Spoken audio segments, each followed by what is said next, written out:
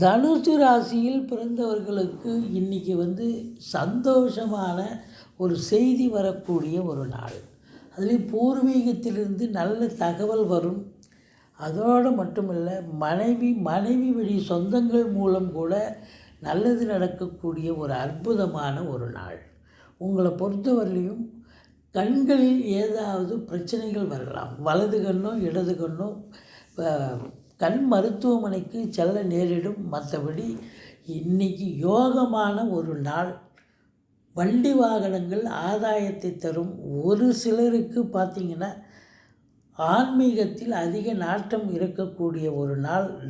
தொழிலில் நல்ல இரட்டிப்பு வருமானம் வரும். மொத்தத்தில் ஒரு சிலருக்கு குறுகிய தூர பயணம் அல்லது நீண்ட தூர பயணத்திற்கான அடித்தளம் இடுவீர்கள்.